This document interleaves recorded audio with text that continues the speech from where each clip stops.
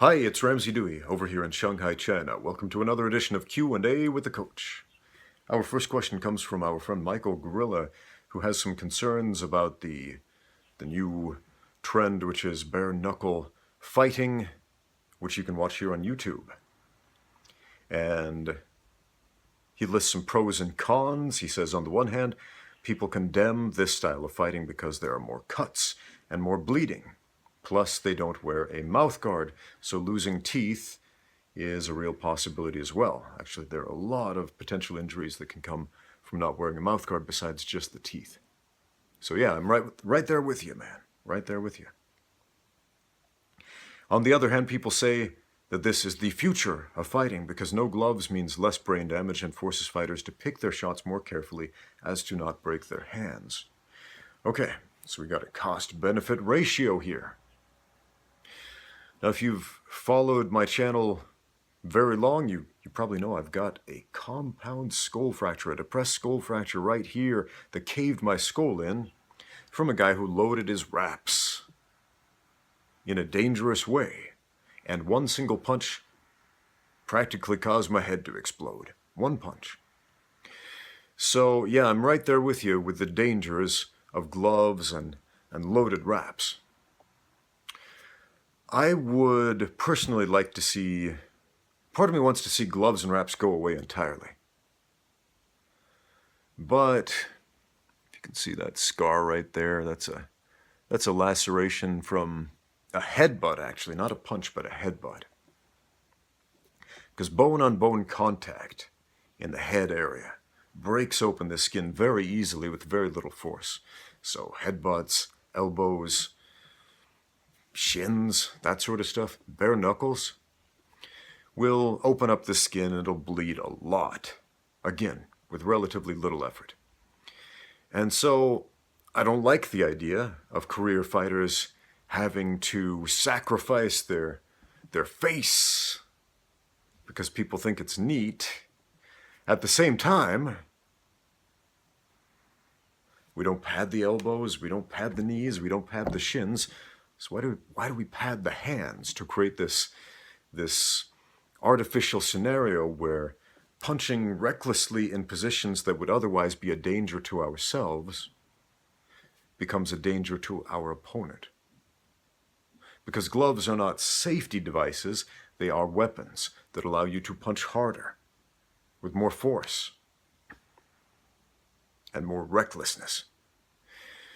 So, in my mind, I'm thinking probably a good middle ground would be take away the wraps, but leave the 4-ounce gloves.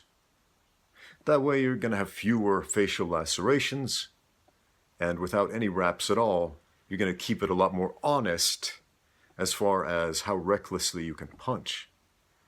So that would be my recommendation. I don't think there's any athletic commission on planet Earth right now that would go for that idea at this moment because they have been indoctrinated for over a century to believe that gloves are safety devices. But you have to remember, it's interesting you said, is this the wave of the future? Because bare knuckle boxing is actually the wave of the past. 130 years ago, all boxing was bare knuckle, barehanded, no wraps, no gloves. And it was boring. That's why they introduced gloves. Because people didn't like watching two dudes being careful in a fight. They wanted to see action and lots of it. So they put gloves on, added padding to them, added wrist wraps, improved the technology of the gloves to make it so you could hit harder and more recklessly with less concern about breaking the hands. Why? Because that makes an exciting fight. It's terrible for your brain, but it's fun to watch, right? So you have to ask yourself, who are we doing this for? The fighters or the fans? Again, I gave you my suggestion to find a happy middle ground, but I don't see anybody picking up on that in the near future. Next question. Our next question comes from Nick Adams, who says, maybe you answered this already, but what are your thoughts on protein supplements, bars, or powders? Oh man, protein powder. And man, who would drink one of those whey protein shakes, man? mean, one of these easily mixable, quickly digestible sources of protein, one of the basic macronutrients that your body needs anyway. Yeah, I'm not big on supplements, but the only two that I would recommend, one, whey protein, or you know, there are other sources. Basic protein supplement. Whey is good because it's quickly digestible, it's fairly inexpensive, and doesn't taste disgusting going down. But yeah, if you're not getting enough protein, or you need extra protein, or you want to build some muscles by getting more fuel into your body to build muscles, well, have at that whey protein. Bars, on the other hand, man, I was hanging out with my friend Matt Grant the other day, and he loves those protein bars. And he's on this quest to find the most delicious one that resembles a candy bar the most. And I remember this one time, these folks came to my gym, and they were in the supplement industry, and they brought some samples of these protein bars they had, and they had me on film, and they gave me this protein bar, and I took a big bite out of it, expecting it to taste like, you know, a candy bar or a chocolate bar, and it was the chalkiest, nastiest thing I'd put in my mouth for a long time. And I just, oh man, it like sucked all the moisture out of my mouth, and couldn't swallow it. And they said, "So what do you think?" expecting me to rant and rave about it, and I was like trying to be polite, like, oh, does the job, I guess.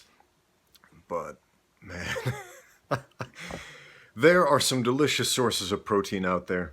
So if you're eating a well-balanced set of meals, you shouldn't have to worry about supplementing with protein. But if you're trying to put on extra weight, extra muscle mass, something like that, yeah, look into it. The only other supplement that I would recommend, and not to everybody, is creatine, and for the simple reason that it's one of the few supplements that actually does what it says it does. But here's the thing, it takes a lot longer than most people think. So basically it's going to take you months of supplementing with creatine in order for your body to build up a reserve of creatine phosphate. See, the supplement is creatine monohydrate and aspartate.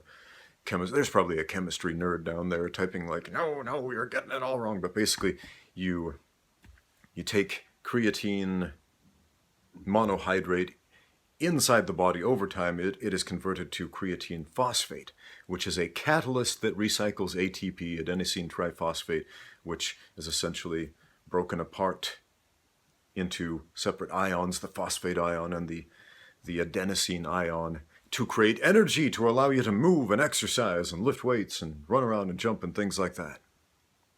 And so what the creatine does is it recycles it. So for reference, if you were to eat about 1 kilogram of meat in a single day, you would get about 1 gram of creatine from that meat. And creatine comes primarily from animal sources. You're not going to get that from a vegan or vegetarian diet. So if you are vegan or vegetarian, yeah, you might want to look into supplementing with creatine. So, and it also helps govern higher brain function as well. It's not just about energy. There have been a bunch of recent studies about Alzheimer's patients being supplemented with creatine that actually help to improve their memory. Crazy stuff, I know. That's a big departure from protein powder. But yeah, protein powder, basic macronutrient. Creatine, do some research on that. See if it's right for you. Everything else, forget about it. Everything else, forget about it. The supplement industry is huge. They make tons of money selling you stuff you don't necessarily need. So, yeah. Protein, maybe creatine. That's it. Next question. Our next question comes from our friend Tian Yu, who says, I've been following your YouTube channel for a while and it is informative. Thank you. Here is a question. I've been training powerlifting and a little bit of Olympic weightlifting, mainly cleans and power cleans for 3 years. I'm looking for a martial art that applies the strength I got from those weight training to the most. Okay. Which martial art suits me best? Is it enough for street fighting or self-defense? I can only spend 6 hours a week on martial arts training, so I think I will focus on one single martial art first. Okay, when you started talking about weightlifting, the first thing I thought about was wrestling. Because being strong in wrestling is great, and wrestling makes you stronger too. So those are great supplementary disciplines. Olympic weightlifting, powerlifting, and wrestling. But at the same time, I would recommend that all martial artists of all disciplines learn about weightlifting and practice it and do everything they can to get stronger every day. So, wrestling. Is it effective for self-defense? Is it effective in a street fight? Which I'm going to tell you, don't get into street fights. That's different than a self-defense situation. It really is. Yeah. And before the self-defense nerds start typing in the comment, you never want to go to the ground in a street fight. Look, wrestling is not just about going to the ground. It's about giving you the tools that you need to put the fight where you want it, to engage in a fight or disengage from a fight. Wrestling is not just about pinning your opponent on the floor. There is a great deal of technique in wrestling that comes into play in the stand-up game. It teaches you to control an opponent in the clinch. It teaches you to put yourself in the most advantageous positions on your feet as well as on the ground. It teaches you to control a violently resisting, strong, and athletic opponent. So yeah, wrestling. And if you don't consider that a martial art, you probably should. Next question.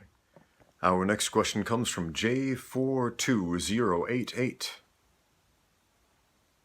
There must be a lot of J's on YouTube. Anyway, Jay has 2 questions. Question number 1, if you had not gotten injured, would you still be fighting? Yes. Yes, I would. And question number 2, being that you are a religious man, what is your take on evolution? Okay. Evolution meaning gradual change through time. And for some reason there is this idea, there's this stereotype that if you ascribe to a religion or go to a church or read the Bible or the Book of Mormon or the Quran or whatever, that you're supposed to stick your fingers in your ears and go la la la anytime somebody says evolution.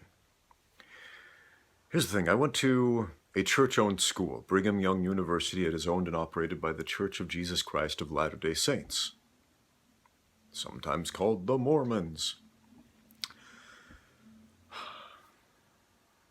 And evolution was taught as fact in the science classes there. And when I first read that kind of surprised me, like, this is unusual.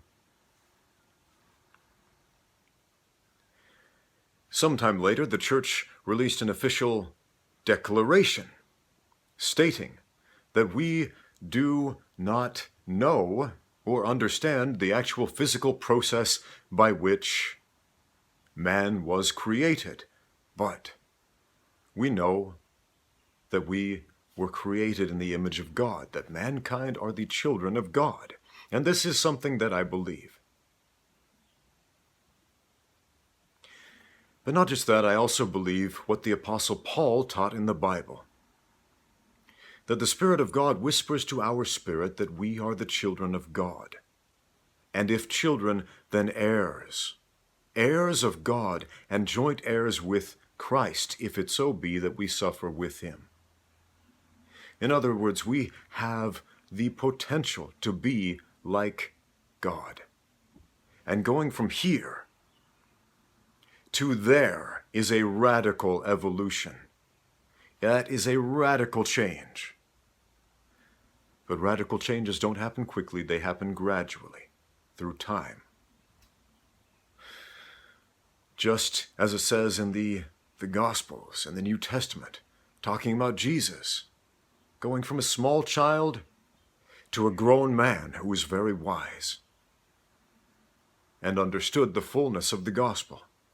That didn't happen overnight. It happened line upon line and precept by precept, as the scripture says.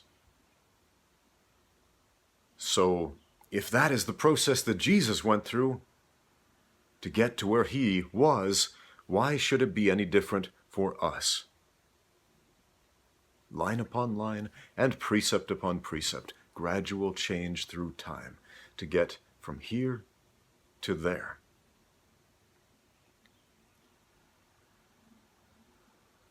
So, here's a question right back to you, and I'm kind of curious, so write it in the comments down below.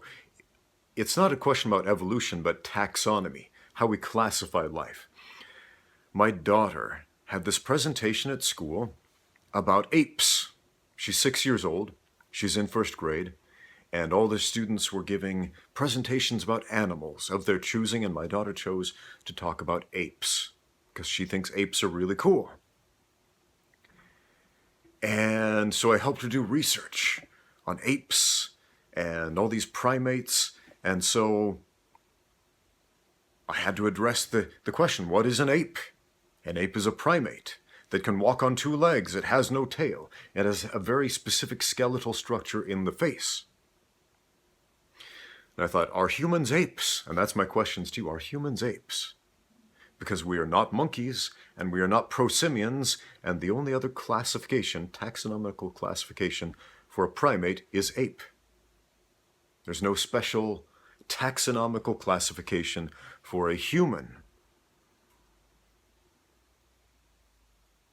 So what do you think? Are we apes, or are we some kind of alien species outside of apedom? Next question. Our next question comes from Peter Zurich, who says, Ramsey, which Muay Thai technique do you consider the most effective? And my initial reaction is all of them. Except the reason this question intrigues me is because Muay Thai is very much like a complicated, dynamic game of rock, paper, scissors. You know, rock beats scissors, scissors beats paper, paper beats rock. But in Muay Thai, we're dealing with more variables. Elbows, punches, knees, kicks, clinching. And each of those positions, each of those techniques can trump a certain other level or layer of techniques. So yeah, it's like high-speed, super dynamic, super dangerous, rock, paper, scissors. They're all important. They're all useful. They're all awesome. So to answer your question, in the game of rock, paper, scissors, is rock the best? Is scissors the best? Is paper the best? No. There's your answer. Next question. Our friend BH asks, has there ever been a match where you stopped fighting someone when you saw they were really badly injured and they didn't give up, or the referee didn't stop the match? I'm just curious. Thanks for this great video. Okay, kind of. When I started fighting here in China, the adjudication was really, really poorly done. They had some very unqualified referees who didn't know how to stop the fight or didn't want to stop the fight, because some of those fights were just rigged, worked matches, to be honest. My first MMA fight here in China was a matchup in Xi'an, and it was a weird match. It was a weird match.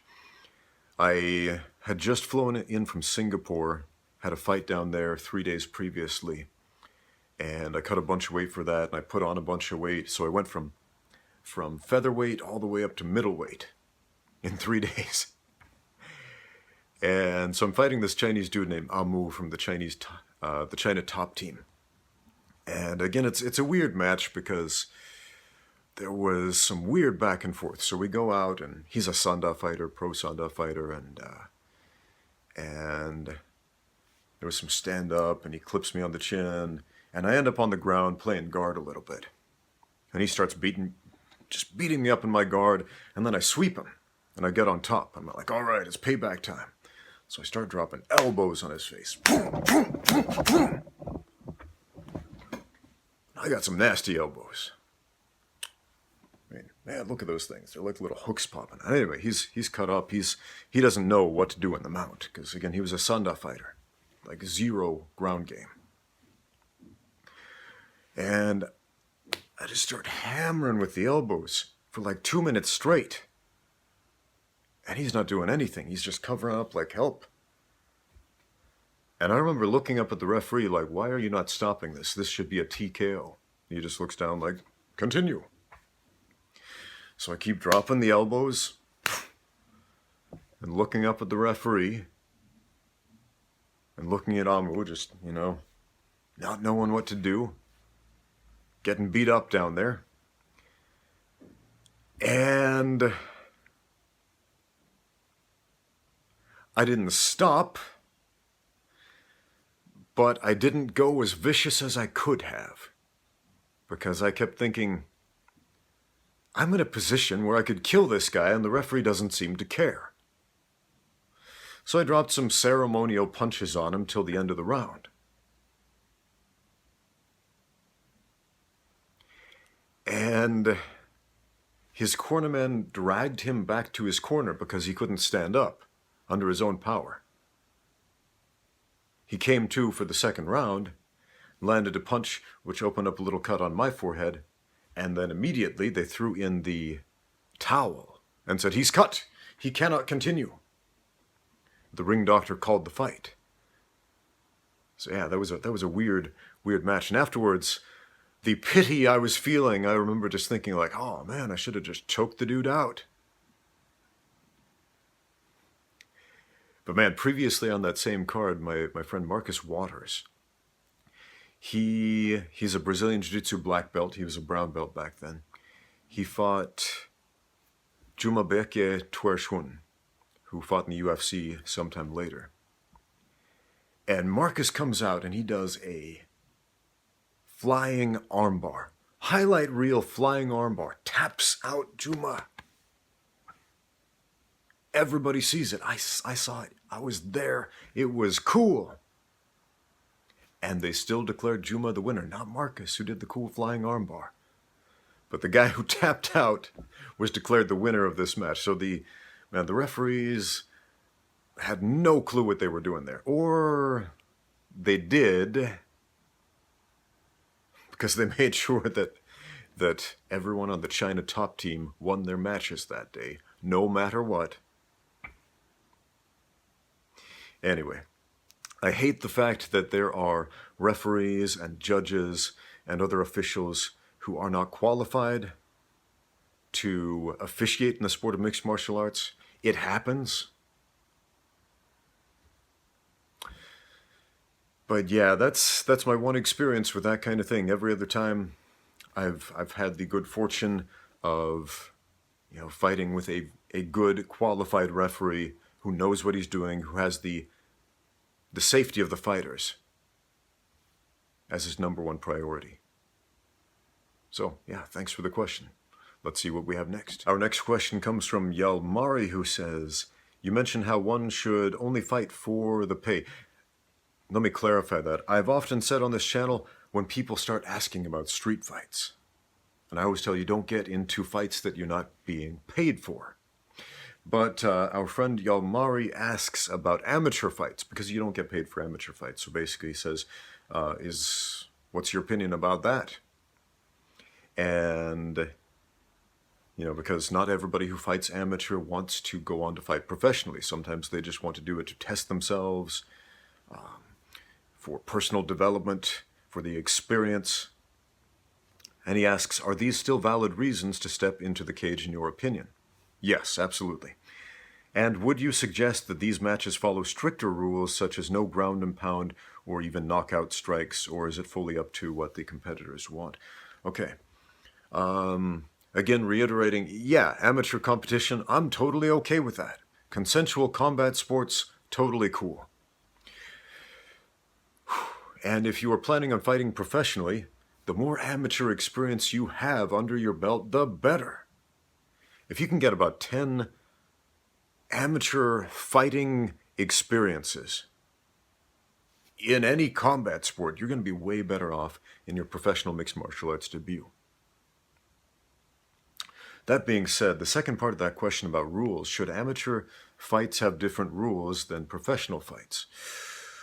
That's a really good question, because a lot of amateur circuits out there do have different rules.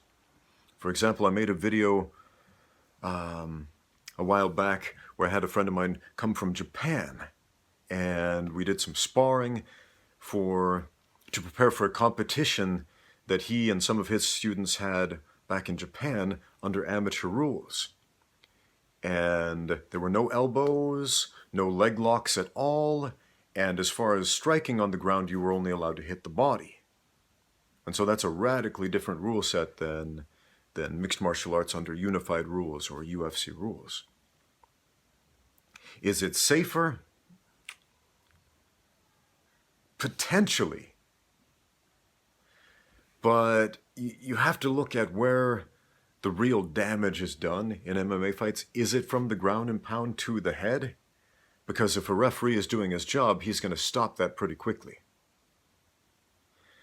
Because if you're allowed to head kick somebody when you're standing up, but you're not allowed to punch them on the ground, if you're in full mount,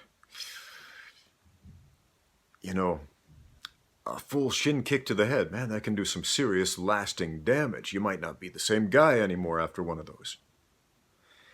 But ground and pound, if you're in a bad position and you're covering up and you don't have an answer to those 5 or 6 punches that come at you, and the referee stops it, and if he's reffing an amateur fight, he should step in a little earlier and err on the side of caution, definitely. Yeah, that's not even remotely comparable, but yeah, I've seen a bunch of different amateur rule sets, for example.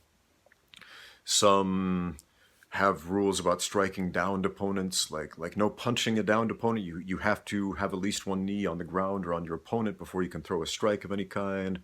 Some disallow elbows and knees. Some disallow head kicks. Some have the exact same rules. Some require extra equipment like shin guards. So I don't know. I don't know if that actually makes it safer, but it's definitely the illusion of safety. Kind of like gloves. As I talked about before in this video, gloves give us the idea of safety, but they're actually weapons that make punches more dangerous. There's less superficial damage, but a lot more damage on the inside. So if we try to nerf the rules, if you will, again, it may just end up being security theater instead of actual security. So I'll have to ponder that for a while. We'll have to run some tests, I guess. Look at some data from all of these different amateur events that have been held under different rules. I made a video a while back answering a question about combat jiu-jitsu. It's like jiu-jitsu, but once you're on the ground, you can strike with open hands. And some people are just absolute garbage at striking with open hands, and so, little slaps from those guys won't do much damage, but then you got iron palm experts who can smash through bricks with 2 inches of space and all that. So there's a bit of skill disparity there. So is open hand striking really safer than bare knuckle striking? Or again, is it the illusion of safety? And I'm sure somebody down in the comments is going to say, what about Boss Rutan? He knocked all kinds of people out with his open hands in pankration. Yeah, he absolutely did. And that's an interesting case as well, pankration, old school pankration, where they would allow open hand striking, but not striking with the fists.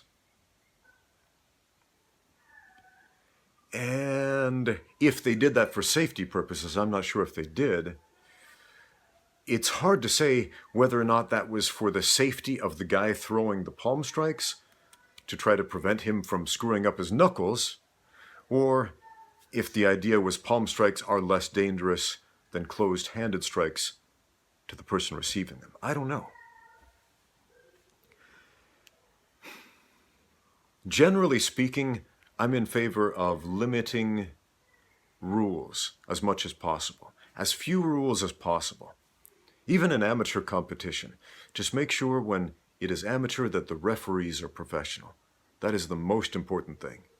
So that when those fighters find themselves in a compromising position, that the referee will stop it so they can come back and fight another day. Next question. Our next question comes from Divine Organ, who says, what is the process for cutting weight? At what point of weight difference would you say it's not safe to drop the weight needed? 50 pounds, 100 pounds? What time frame would be typical to have to cut the weight before a fight? Okay. Cutting weight should not be confused with losing weight. When we say cut weight for a fight, we're generally talking about two things. Water weight, or sweating, and emptying your colon. Because at any given time, there is about 9 or 10 pounds of fecal matter in the colon that won't cost you anything except sitting on the toilet to get out. And man, that can be a whole weight class of difference if you just poop enough. So once you get that out, and that, again, that doesn't cost you anything as far as energy, unless you're taking some laxatives or something. Don't mess with that stuff. But it's the water weight. It is the water weight that is the real concern. Fighters should not be cutting more than 10% of their body weight in water weight for a weight cut. All loss of water weight, all that sweating, will cause you to lose electrolytes. That is ionized salts distributed throughout your body.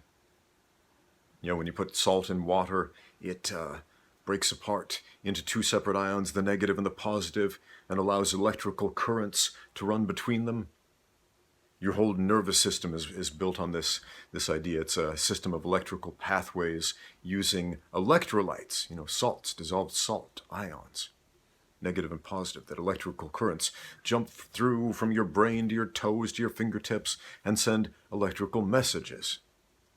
And when you sweat off a bunch of water weight, salts come out. That's why your sweat tastes salty if you lick it. And so we interrupt those are electrical signals. The electrolytes are gone. And so our body doesn't function the way we want it to. We're slower, we're weaker. Now, I've done a couple of really dramatic weight cuts on very short notice.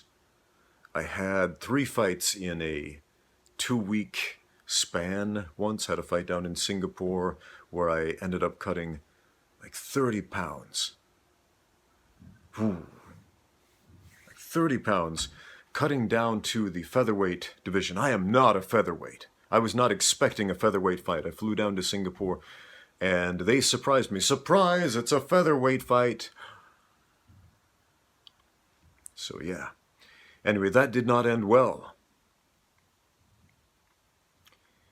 And a matter of days later, I had another fight in Xi'an 3 days later, and then about a week later, I flew over to Inner Mongolia and cut weight again. So I went from featherweight, back up to middleweight, back down to featherweight for a kickboxing match in Inner Mongolia. And man, those 2 featherweight fights they're terrible. You can watch them here on YouTube. They're terrible. And a lot of people will say, he's so slow. Why are you so slow? Well, I'll tell you what, if you cut 30 pounds of water weight, if you survive that weight cut, because, statistically, most fighters who have tried cutting that percentage of their body weight have died. So if you survive, you're going to be really slow and you're going to look terrible, and it's going to affect your mind and your body in some horrible adverse ways, and it's going to take a long time to come back from that. So don't do it. From my personal experience, I'm going to tell you, do not try to cut that amount of weight. So again, 10% of your body weight or less in water weight is what you should cut. So the time frame to do this, if you have about a week before the fight to focus on this specifically, that's ideal. if you try just sitting in a sauna for a few hours before the weight cut, yeah, that's going to sap your energy. That's going to suck the electrolytes out. It's going to get salt coming out.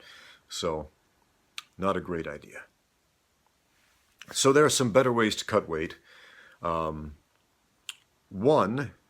several days before the actual weigh-ins, stop drinking water, stop eating food. And breathe. So instead of sweating, breathe. Because when water comes out as sweat, the electrolytes come out too.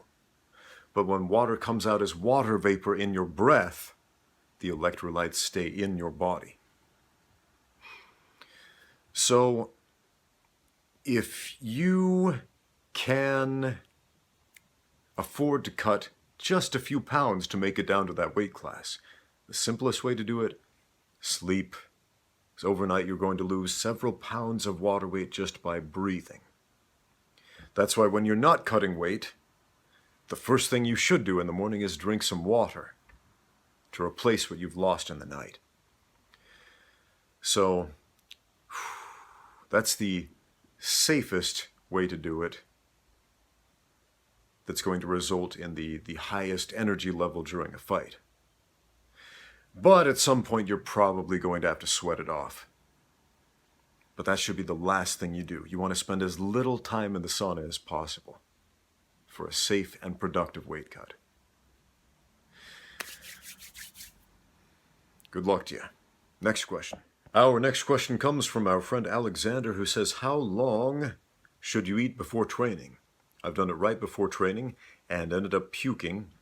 And the other day I worked graveyard shift, woke up late and was worried about eating too soon before MMA class, and I ended up fasting and just feeling dizzy and not good the whole time.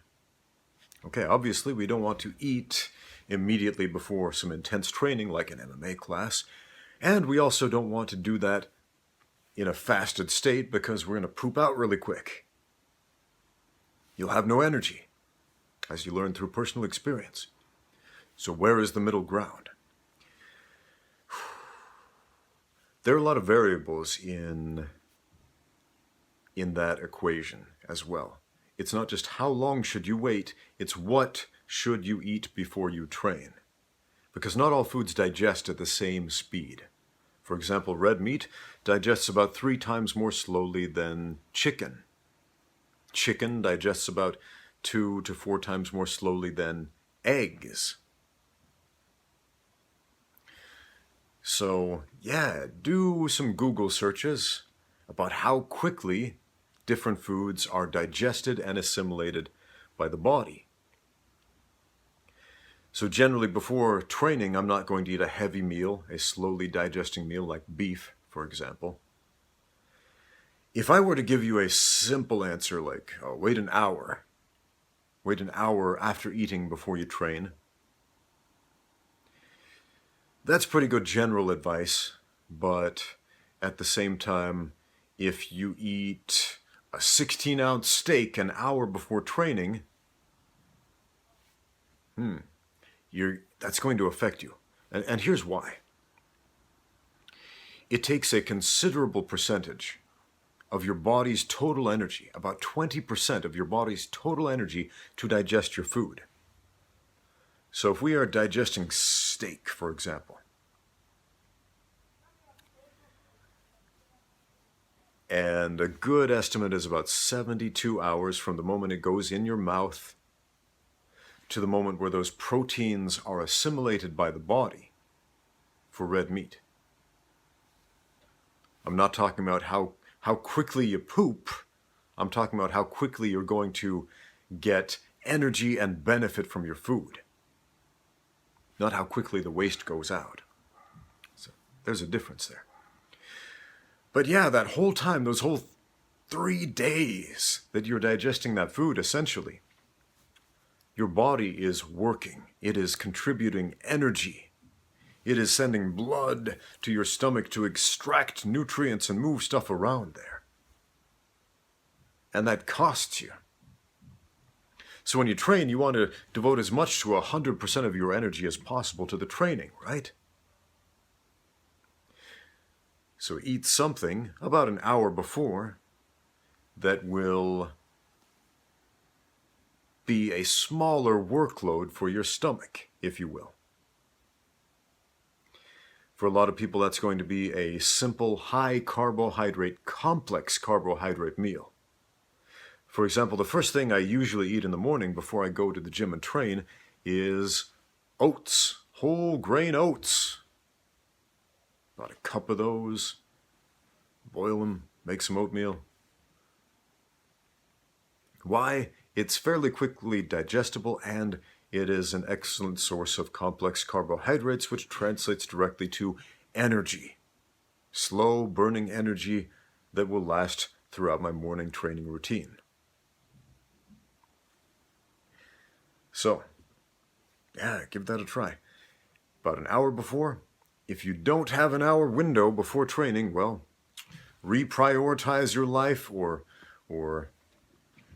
work some food prep in there so that you can. Next question. Our next question comes from our friend Tigers Wong. He says, I've been offered a promotion for my job as advertising designer, but in order to take the job, I must shave my beard, which is against my religion because he is a devout Muslim. And he says, I know you are a devout Mormon Christian. Would you do something that goes against your religion for a job? Okay. So, this is an interesting question to me. I got a beard right now. Has absolutely nothing to do with my religion. I just haven't shaved it for a while. And this facial hair grows pretty quick. I did trim it up on the sides a little bit there. Trimmed the mustache a little bit because I was eating the other day and I ended up with a mouthful of mustache and I was like, perhaps this is getting a little bit too long. But yeah, I have a lot of Muslim friends here in China, and yeah, it's very important to a lot of these guys to live their religion. And part of that is men have beards. Okay. And I absolutely sympathize with you here. I absolutely do. Because there are a lot of things that I do. For example, I don't drink coffee. I don't drink tea. I don't drink alcohol. I do not use tobacco. And there are a couple of reasons I do that. One, health and fitness. But two, which is more important to me, religion, because that's one of the tenets of my religion. And a lot of people immediately say, well, why not coffee? Why not tea? What's wrong with tea? Doesn't tea have healthy antioxidants, which are good for you? And it may. And I could list some things like, well, tea also contains tannic acid and caffeine and certain carcinogens, which are not good for you, but that's not the reason I don't drink tea. It is because it is my religion, because specifically I believe that it is God's will for me. And that's the key right there. If you follow a religious tenet, you've got to ask yourself, do I know if this is the will of God for me, or is this simply a tradition that I am following?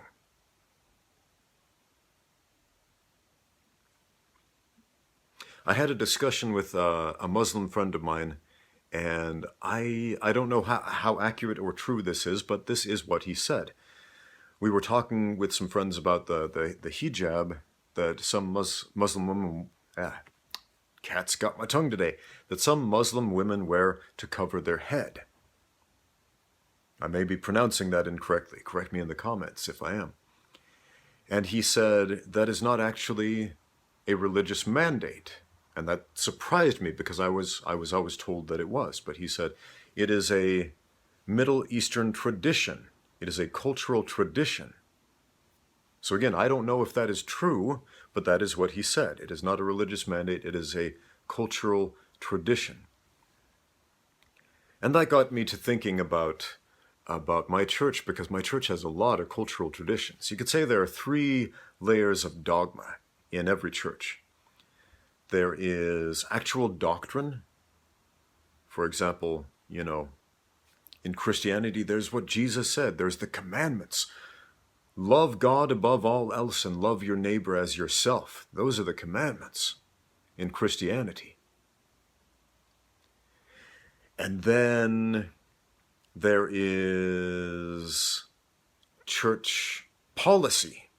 For example, in this church, the official policy is that the meeting is conducted like this and this and this. But it's not in the Bible, and Jesus didn't say it, but it's the way it's done because that's the policy of the church. And then there's the third level, which is cultural tradition. For example, in my church, the Church of Jesus Christ of Latter-day Saints, especially if you go to church in Utah, it's very common to see men wearing white shirts, white button-up shirts with a tie, dressed up nicely with a suit on. And this is fairly common throughout North America at a lot of Christian churches, not all, but a lot of them. And I remember one day I went to church, because I went to school in Utah. I'm not from Utah, but I went to school in Utah at Brigham Young University. And I wore a black shirt to church. I wore a black button-up shirt with a tie. And there was this girl who got so mad at me when she saw me wearing this white shirt.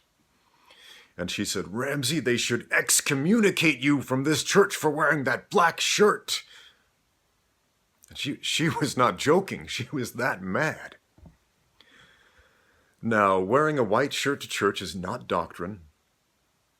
It's nothing Jesus taught. It's not in the Bible. It's not the Book of Mormon, you know. It's not church policy. They're not going to kick you out or reprimand you or anything like that if you don't wear a white shirt to church. But it's a cultural tradition. It's a cultural church tradition. And I think every church has this. So when asking a question about what God wants, is it God's will? Is it a commandment that God wants you to do? There's a very, very simple solution for that, which is ask God. If you want to know the will of God, talk to God about it.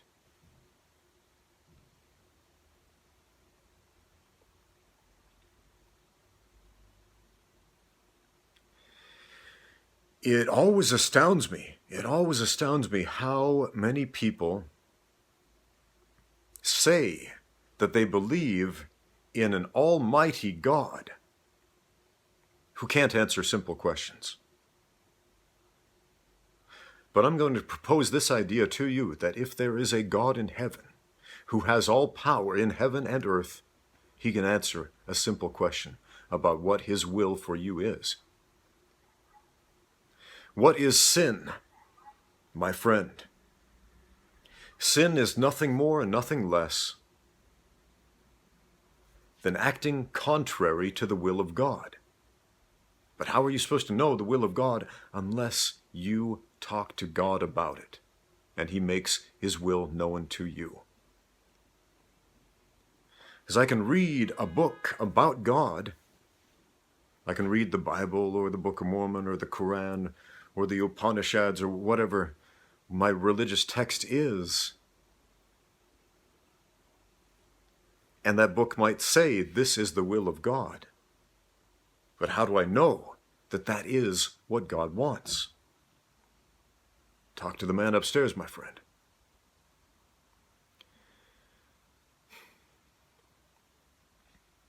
If you are familiar with the Bible, the book of James is one of the most underrated parts of that scripture. Remember this one: if any of you lack wisdom, let him ask of God, James taught. If you can't trust in that, what can you trust in? I hope that helps. I hope that helps. Good luck to you with this job. And yeah, I'm right there with you with the idea of, sticking to a religious conviction. Because if somebody offered me a job and said, yeah, here's a great job, we'll pay you whatever you want, but you got to drink tea and coffee. Would I do that? I would not. Because again, that is not God's will for me. So find out, my friend, what God's will for you is. And I have absolute faith, that if you ask in faith, you will receive the answers.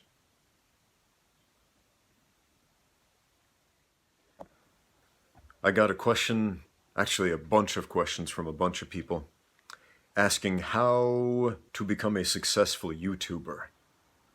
And first of all, I don't consider myself a YouTuber. I mean, I guess I make YouTube videos, so in that sense I am, but professionally I'm a combat sports coach. I train cage fighters. I train kickboxers. That sort of thing. And YouTube is something I do mostly as a hobby, you know, to put myself out there, to practice speaking, presenting, video editing. You know, it's fun. It's something I enjoy, and that's why I keep doing it. I enjoy the community. I love hearing back from you guys. I love fielding these questions, and I love reading the comments and the discussion that these videos generate. So yeah, thank you to you guys for tuning in. Here's the crazy thing, though. I don't really know if I did anything to merit any level of success on YouTube other than making videos of stuff that I thought was interesting and posting it on YouTube. And that's about it. I've had a YouTube channel since the beginning of YouTube, basically. And for most of that time, up until just a few months ago, there were only about 1,000 people subscribed to my channel. And most of my videos didn't get very many views. Some of them got quite a few, but most of them not too many. And then a few months ago, Joe Rogan, the UFC commentator, the Joe Rogan Experience podcast guy, shared one of my videos on his Twitter account. Then all of a sudden, boom, overnight, 10,000 subscribers. What happened?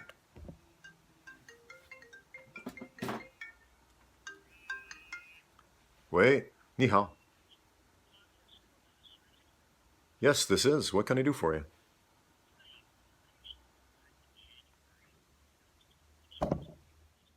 Oh man, sorry about that. Phone call got cut off there. Where was I? Yeah, so overnight got like 10,000 new subscribers and it blew my mind. I was like, what just happened? Man, that video that Joe Rogan shared, was that even funny or good? Or anyway, people seemed to get something out of that. So, man, my advice, be yourself. If you're going to post videos of stuff that you are personally interested in. It's generally, if you're passionate about something, other people can see that.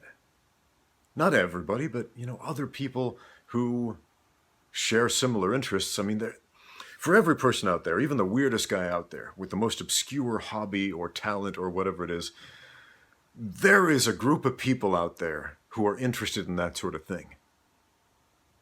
And shockingly on YouTube, there are huge communities of people for some really, who are fascinated by some really, really obscure stuff. For example, there is this guy here on YouTube, and he's got an enormously popular channel with like millions of subscribers, and all he does is make videos about megalodon sightings.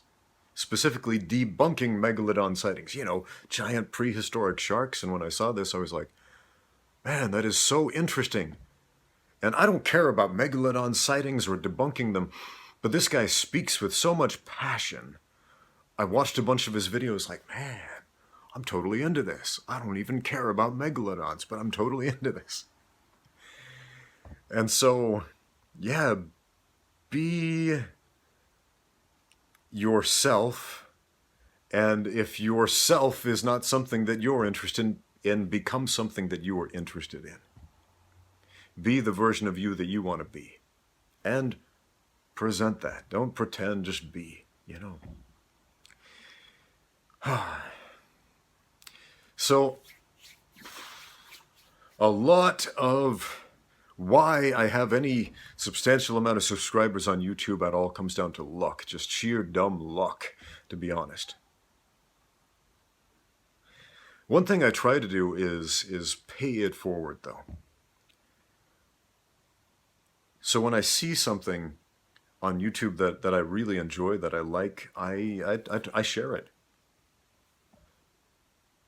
Some of you guys watching this, some of you guys have cool YouTube channels and you do some cool stuff.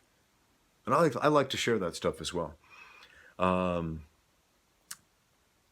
channel I found recently, Coach Anthony.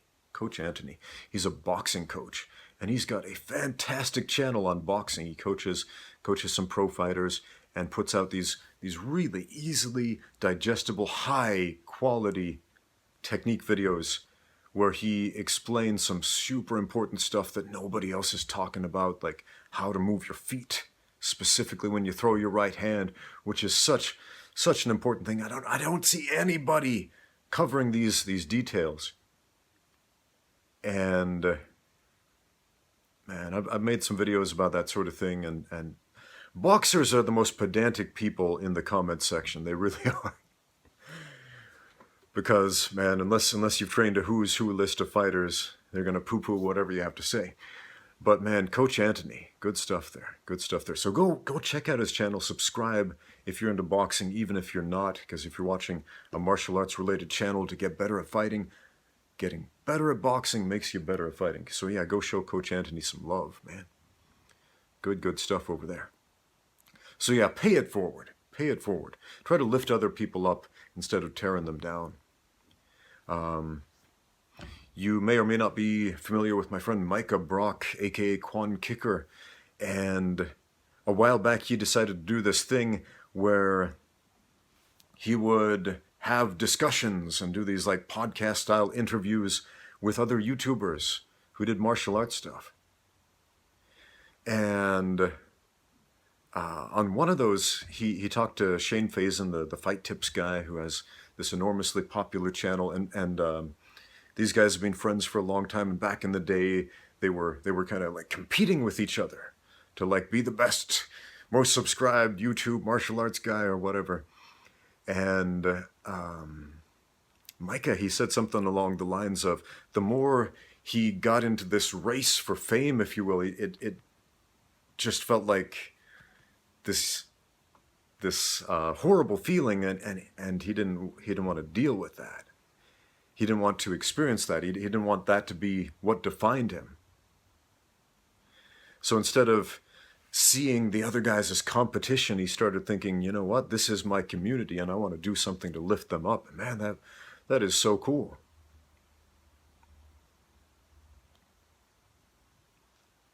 That's something that we can all learn from, myself included, man, myself included.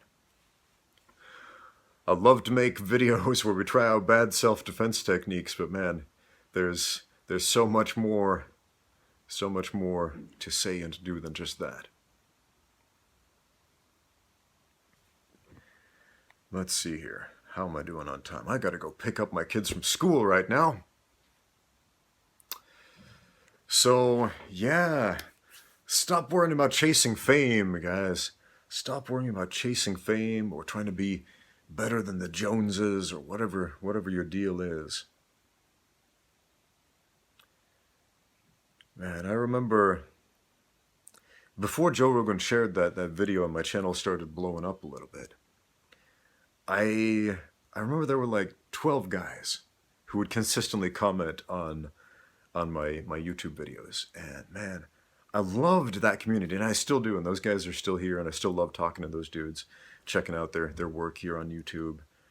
And, you know, it's just like this little band of friends right there. So, be genuine, be a person, you know, talk to the people. I mean, that is why I started the YouTube channel in the first place, to talk to people. Thanks for watching. Now get out there and train.